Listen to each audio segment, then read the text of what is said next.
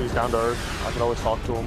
The Eastern Kentucky University football team mourning the loss of a teammate killed in a crash, how he's being remembered on campus and at his high school in Ohio. Police are trying to figure out what led to a Kentucky kindergarten student being hit and killed by a school bus today. And how UK students hoping to get tickets to see Big Blue Madness set a new record tonight. Tracking, alerting, protecting. This is WKYT News at 11. Good evening. Just days before a big game against UK, the Eastern Kentucky University football team is dealing with a devastating loss tonight. A defensive lineman died in a car crash over the weekend, and tonight we're learning more about him. Investigators say an off-duty fireman drove up on a wrecked car in Madison County. They say he found 19-year-old Joey Kramer dead inside. New tonight, Monique Blair talked to one of his best friends on the team. It's our top story at 11. We came really close, really quick. Although 19-year-old Joey Kramer only moved to Kentucky to play football at EKU about 2 months ago, he left a lasting impression on many. He's one of the coolest guys I've ever met. Always had a smile on his face. He was down to earth. I could always talk to him. EKU offensive lineman Cameron Kowalewski says just one day after learning about Kramer's death, it was the love of football the two friends shared that gave him comfort. I needed it. Football was my safe haven, so I went out there and just played for Joey. Even when you're down like I am now and like our whole team is, he would put a smile on your face. Kramer's teammates tell me he was looking forward to the possibility of playing in this Saturday's game against UK, and now his teammates tell me they will be playing that game for him. That's what this whole week is for. That's what the whole rest of the year is for. Kramer has several notable titles from playing football at his high school in Ohio, but his former principal says it was also Kramer's character that stood out. Joey had a great impact on all of us. He lit up a room from the moment he walked in. He was just an amazing young man. He was a man of integrity and honor. In Madison County, he will be missed immensely. Monique Blair, WKYT.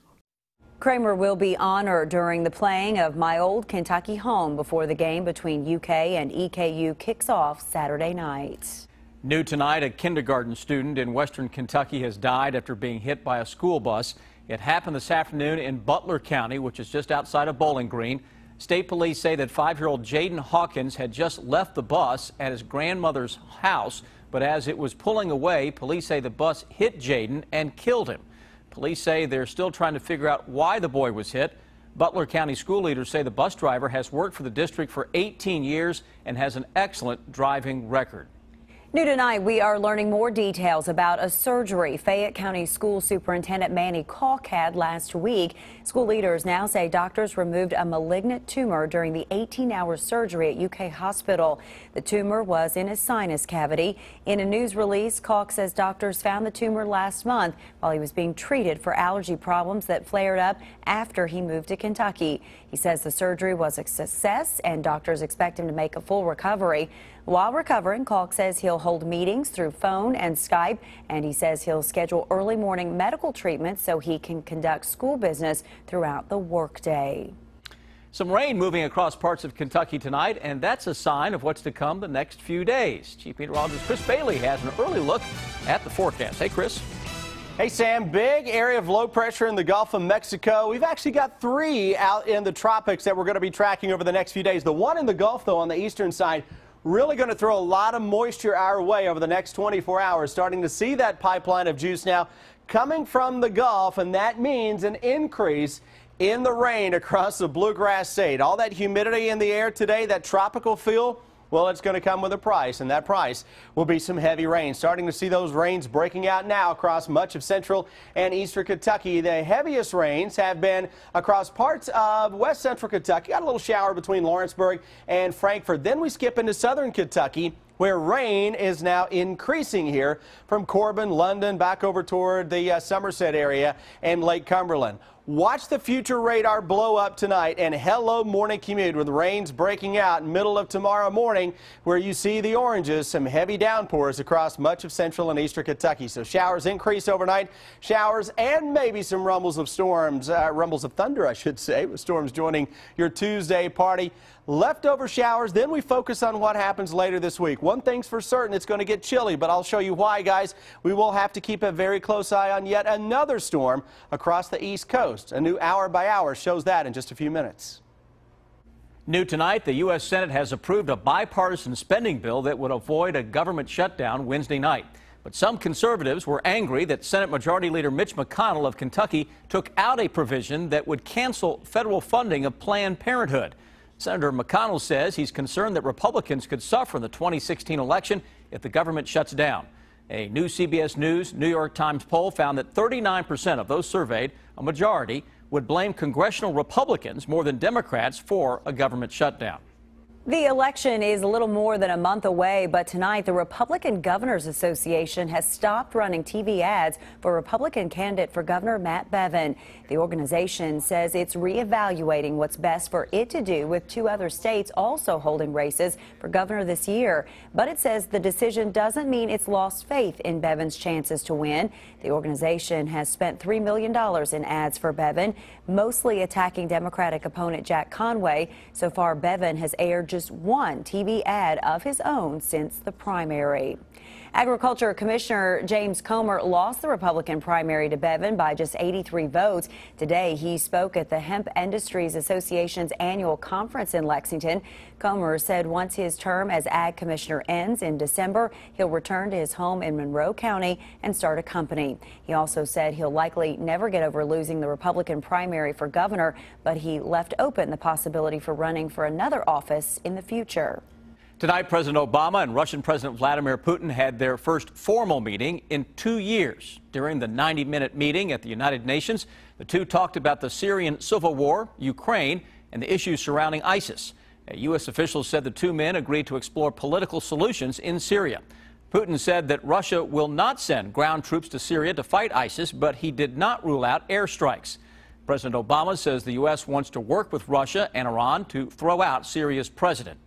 We must recognize that there cannot be, after so much bloodshed, so much carnage, a return to the pre-war status quo. Putin described his meeting with the president as constructive, businesslike, and frank.